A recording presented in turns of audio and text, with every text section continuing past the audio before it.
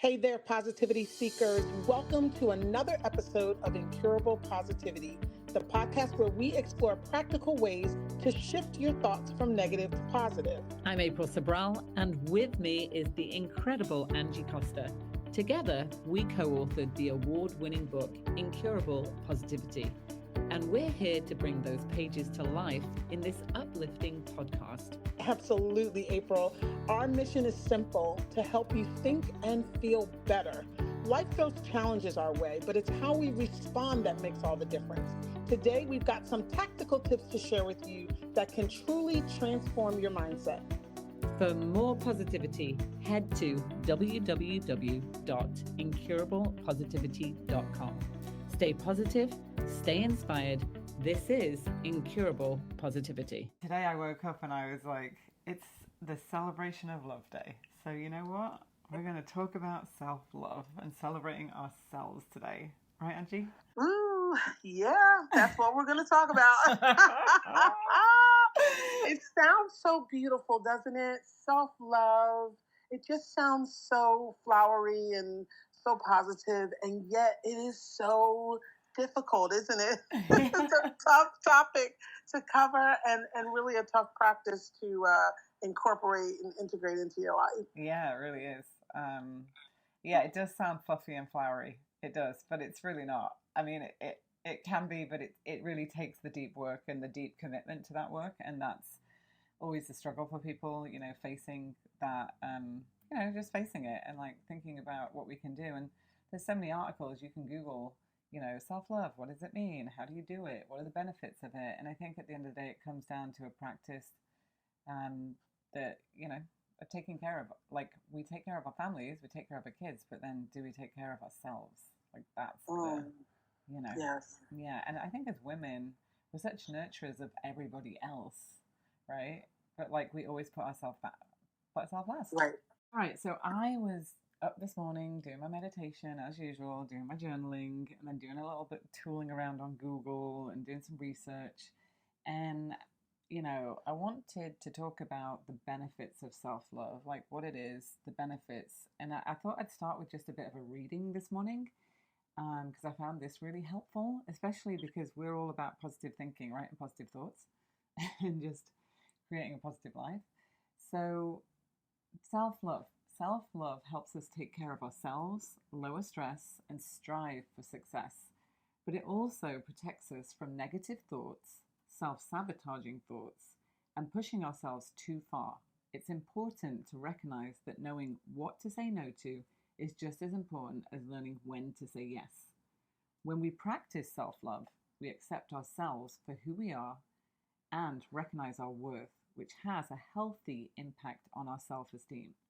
Self-love also encourages us to take care of ourselves, both physically and emotionally, and helps us to protect us from outside influences that diminish our self-worth.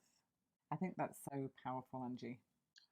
Yeah, that's that last line there, outside forces that diminish our self-worth.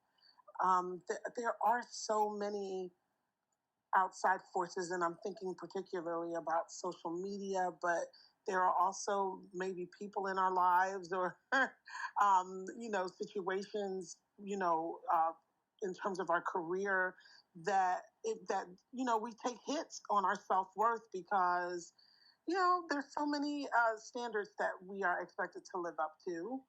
And we forget that we are unique and that there's something very valuable and special about who we are outside of the norm or outside of what other people's expectations are about us. Yeah, 100%.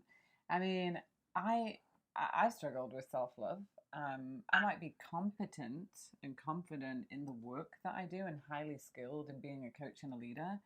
But as an individual, as a person, I grew up as an identical twin, right? Some people know that, some people don't.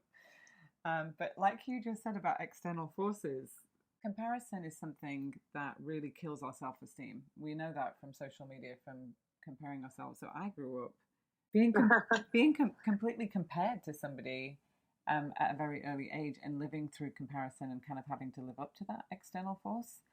And it's interesting because as much as I loved that experience. I think just having a built-in best friend, there was still some other side effects of it, of just thinking she was prettier or she was smarter, you know, that competitiveness, and also just being compared to all the time by external forces like teachers in school, parents, friends, that would just always compare us. So comparison to me is something that really can kill our self-esteem.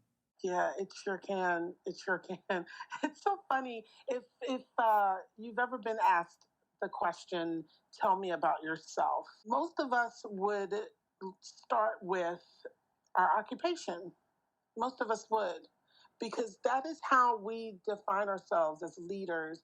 Um, Most of the time, we define ourselves by what we do, and that, I think, is a really good clue about where we might be on the continuum, on the spectrum of self love, because we have so much to offer. There is so much about us that is positive, that is beautiful, that is, useful to others, and radiates from us. And yet, we do lean a lot on what we do as the definition of ourselves. And maybe a great self love practice would be to think about another way to answer that question. Tell me about yourself, and not say anything about work, or think anything about work, but think about all the other things about you that really just go neglected, that we really don't value as much. Tell me about yourself. Okay, so I'm going to throw that one back at you. You're going to be like, so Angie Costa, tell me about yourself. If you had to describe yourself without saying what you did, what would you say? Would it be difficult? I've been working on this for years, and I know we're going to talk about this in a minute, because this is not easy, right? So I've been working on this for years, thinking more about all of the other things that I offer to the world. I'm a lover of words. I love poetry. I love all kinds of literature. I write poetry. I write books, but I love music. I'm a singer. A lot of people don't know that about me, because I don't talk about it very much. But that comes from that lack of love, of comparison to other singers. Well, maybe I'm not as good as this person, and I should have had a Motown recording contract, and all of that. But the truth is that that I love music, and that I produce music that I think is really, really beautiful. And I'm learning to love that side of me a whole lot more. I'm also a painter. So, Oh, didn't know right? that. Yet another thing. And I find so much expression in these other areas of my life, and learning to not just talk about, well, I'm a mom, or I'm a business owner. All of those are an easy place to run and hide, but to really expose yourself and be a little bit more vulnerable when you talk about who you are, because those are parts of you that you have to learn to love even more. I love that. I love that you said, talk about who you are, and that you shared that. Also, what you shared about like being a singer and then comparing yourself to other singers, because I think we measure ourselves up to unrealistic expectations that are just put on us a lot of the time, and that's really what will kill our self-love and our self-esteem, which is a whittling way down to lower your confidence, and then not love yourself. And that's why the practices of self-love are so beneficial, because we know the benefits of loving ourselves has an impact on our health, on our well-being, on how we show up, on what we can accomplish, what we can believe we can do. And I believe that each one of us has a mission on this planet, something inside of us to make an impact and step into and have a greater influence. And sometimes that could just be with your family, it could be in your community, it could be leading a business, it could be leading a huge team, it could be writing a book, it could be hosting a live, it could be anything. But when we compare ourselves constantly to unrealistic expectations, then it stops us from stepping in. And that's why the self-love practices are so key to being more whole in what you do. It's funny because this weekend I play the piano. Not a lot of people know that. And I haven't been playing it as much because I've been comparing myself to my 17-year-old self when I was really good. And Ah. yeah, because, when I was at school, I did all exams and went through to the highest level and was like a classically trained. And I was with somebody this weekend that has a piano, and I was literally sitting in front of it, and I just didn't want to play it because I was like, I haven't played for so long. And they kept saying, stop avoiding the piano, April, you know how to play it. And just put your fingers on the keyboard. And it was kind of like that. Am I good enough? Am I worthy enough? Am I going to be judged? Am I judging myself? It's all of these things, these negative thoughts that come up, right, when we're put in those moments. So I think that's really important to really kind of journal out who you are versus what you do. I think I'm going to do that after this call today, because you've just inspired me to actually think about that. We live in a self-improvement culture, April, where it's always about getting better, changing your life. All of these platitudes about living your best life. And we live in such a, you have to grow, you have to change, you have to transform. And all of that is good.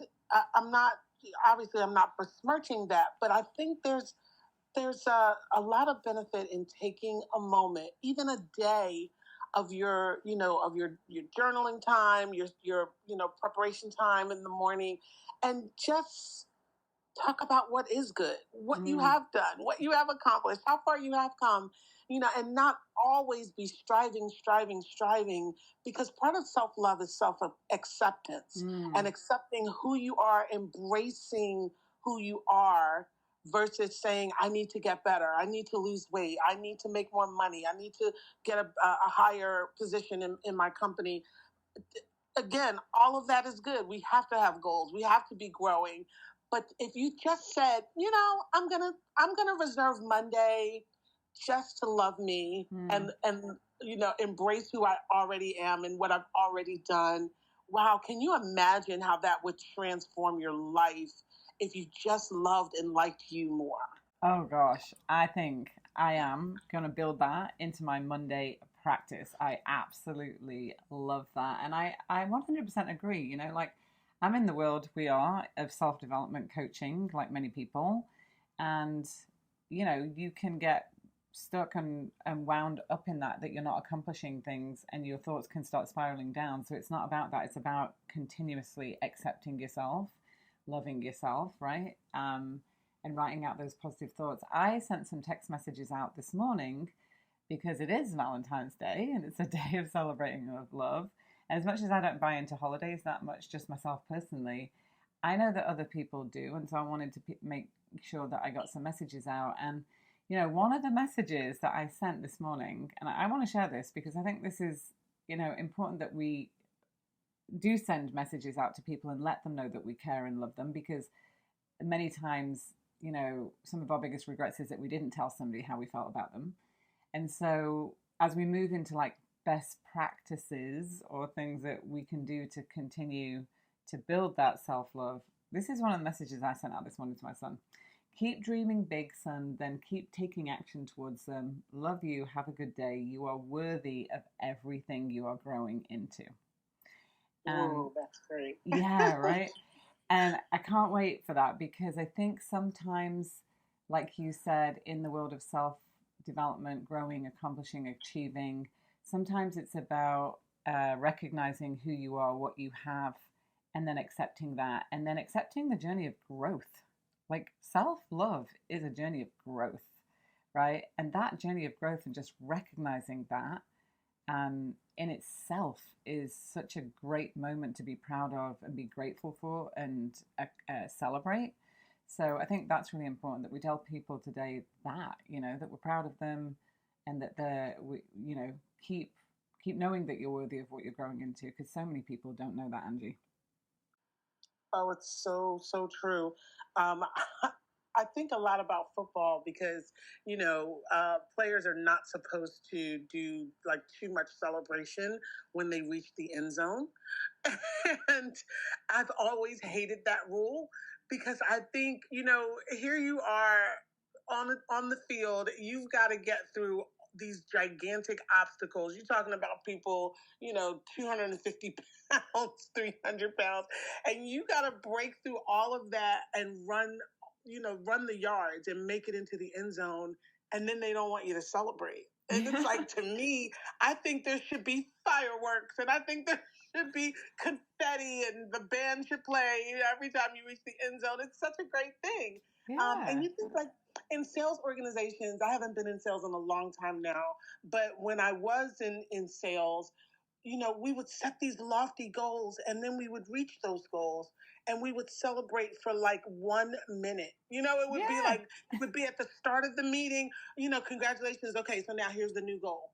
Okay, so now here's the new goal. And I think self-love works that way, where we don't take time to celebrate. And I mean, take time to celebrate. Like, really, really, reward yourself and pamper yourself, and acknowledge what you have already done. I think that's the right springboard to the next goal. Not just, okay, we did it, that's great. What am I striving for?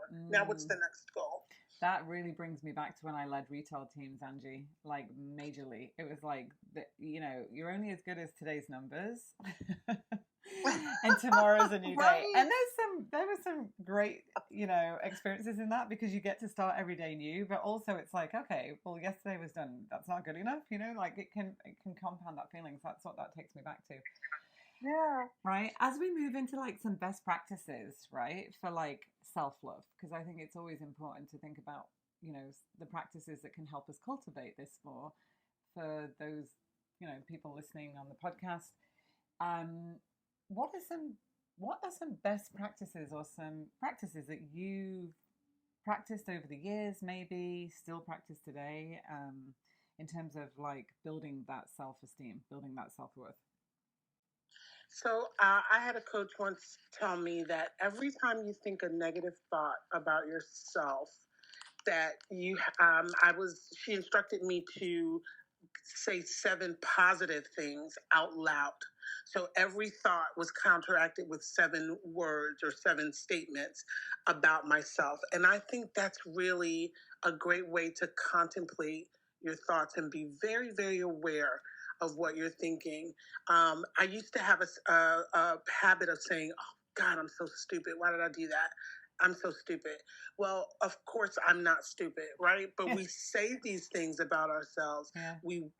And that's an assault on your own spirit, on your own soul, when you make these comments about yourself. And so to immediately acknowledge it and recognize it is a huge step. If you do nothing else, that's tremendous. But to replace that negative thought with an out loud declaration of 7 things that are so great about you, to undo the negative thing that you've now allowed to circulate in your brain. That's really good. I like that. I mean, that just goes along with a practice that I had implemented and I learned from a coach as well. When I was going through a tough time in my life and I was coming out of a divorce, and, that's something that I felt like was a failure. I wasn't good enough. It didn't work out. And so she said, write down a list of things that you love about yourself and stick it on the wall where you can see it. And, it took me a good 6 weeks to write about 20 things at that point, because I'd never actually practiced that, just being a mom, being a wife, being a leader in business, and having to think about the things that I like about myself. So that was a really good practice. And I wrote them down. And I've used this with other clients as well when I'm coaching. And I literally would just stick it on the wall and just look at it every day. The same thing, right? It's like programming your mind, programming your thoughts, kind of thinking about the things you like. And it can take some time to do that. Like, it's not an easy practice when you start doing this. But even if you are already, let's say your self-love on a 10 is like 1 to 10 and you're at a 8 most days because you've done this work and you feel like you're pretty good about it. I say that you can always get to a 10 to a 12. You can always get to a 15 to a 20. You can always exude it, and you can always pass this on to somebody else, right? So I say, even if, write that list so that you can look at it every day. And I lived with somebody once, a roommate, and she had on her mirror in her bathroom, you are powerful, you can accomplish anything. And so it was something that she looked at every single day. And I'd go in the bathroom and I was like, oh, that's really cool. Writing on your mirror, putting post-its or whatever. But I think that's really important as well. What else? What's another practice? I love this. Another practice I've tried before, and boy, was this difficult, but I call it mirror time. So, we look in the mirror only to, check our hair, check our makeup, whatever, make sure our clothes are, on point. But have you ever just looked in the mirror to look at yourself? Just strictly for the purpose of looking at yourself. I will tell you, the first time you do it, it is uncomfortable. It's almost as if I said to you, to stare into my eyes and don't speak, just look into my eyes. Imagine how, cringy and difficult that would be for you. It is the same when you're looking in the mirror the first time, strictly for the purpose of looking into your own eyes and just studying your own reflection. It's really, really difficult. But over time, you do gain a certain comfort with yourself. And so many of us are uncomfortable with ourselves. It's why we don't like to be alone with our own thoughts, or, by ourselves, traveling or, hanging out or whatever, because we feel like we need that distraction from ourselves. So mirror time is a great way to say, I'm at one with myself. I'm at peace with who I am. I'm okay with me. I love that statement. I'm okay with me. I am not perfect by any stretch of the imagination. And sometimes when you do this work in positivity, people expect that you are. I am not perfect, but I'm okay with me. I'm doing good. I'm doing great. And I like who I am. And so looking at me is a great way to remind myself that I am okay. I am okay. I like that. I think, talking about this with you every week, first of all, showing up on a Wednesday and having these conversations is just a good reminder, honestly, to keep up leveling your practices, because I think you can always keep building on. And it's like anything, we fall off the wagon on things. So it's about picking things back up. And at different times in your life, I think you'll need different practices. You'll need to go deep, do deeper work, and at other times maybe not so much, depending on where you're at. But I think it's about the practice and just recognizing that. So I love that mirror work. I think I'm gonna try that again, do a bit more of that. I also think that self-talk is so important, and you've hit on this a couple of times, right? Like 7 positive things, talking to yourself in the mirror, also looking at how you celebrate yourself. And sometimes I think it's really hard when we are not feeling our best and we are having that moment to come up with a positive thing to say. So something I've learned recently is a bridge thought, right? Using bridge thoughts to get you to where you want to be, to think positively, to think highly of yourself. And that is a really easy step. And so one of the ways that I've been practicing recently, Angie, is using this statement, I'm choosing to believe. Right? I'm choosing to believe. So if it's like, I don't know, I as an entrepreneur, it's like ups and downs. It'll be the biggest self-development journey of your life, I think, choosing this path after being a corporate leader for so many years. And sometimes it's like I'm having a vision about something that I want to create in my business, which is dependent on whether I can believe I can do it, right? Which is all comes back to self-worth and self-belief. And sometimes I'll just say, maybe I'm thinking I can't do it, but I'm gonna write out some statements saying I'm choosing to believe that I can, whatever it is. I'm choosing to believe I feel better. I'm choosing to believe I'm a person that experiences happiness every day. I'm choosing to believe that joy is just who I am. Because sometimes it's just hard to make that switch when you're having that moment. So I think I'm choosing to believe is something that I've adopted from a coach that I learned that I think is really, really helpful. I don't know what you think about that, but... Yeah, that's so good, April. Sometimes I feel like Dorothy in The Wizard of Oz. It's like the answers to your success and to your joy and your bliss are already inside of you. They're already there. And we search for them externally. And we think that we can get them from other places and other people, especially on Valentine's Day. I mean, there are a lot of people today who are not hooked up, right? They don't have a date tonight. Yeah.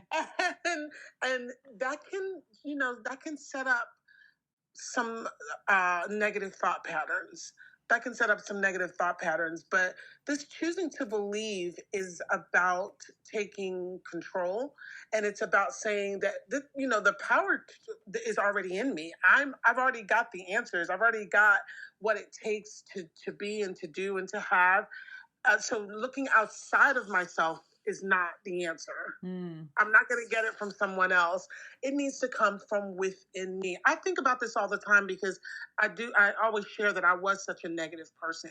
And yet I had all of these positivity belief practices inside of me. They were there, just sort of laying dormant, right? Yeah. I had read the books. I had, gone to the seminars. I had, watched the TED Talks. All of that positivity was there ready to launch, but I didn't because I was always looking outside of myself for something else and not realizing that what's in me is enough. And so when you choose to believe, you activate something within that really does have the power to take you wherever. I mean, in terms of all of your goals. So I love this idea of choosing to believe. It puts the power back where it belongs, which is within you.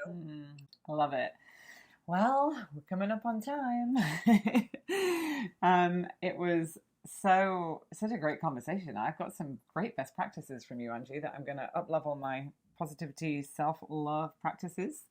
Right? And I think I'm going to do some little rituals today on Valentine's Day because, yes, I'm one of those people that's alone, but I'm not alone because I've got amazing friends and family and a huge network. So I think one of the things I'm going to do is just send out some more messages to some people that I do know are alone, particularly, because I think, like you just hit a nail on the head, that people can feel that a bit more on this day. So that's something I'm definitely going to do. But as we wrap up this wonderful Wednesday conversation, is there anything else that you want to share or add? I think that's a great challenge, April. If we all take a moment and just spread a little bit of love. You never know where someone is today, what they're experiencing today, what they're thinking, what they're feeling.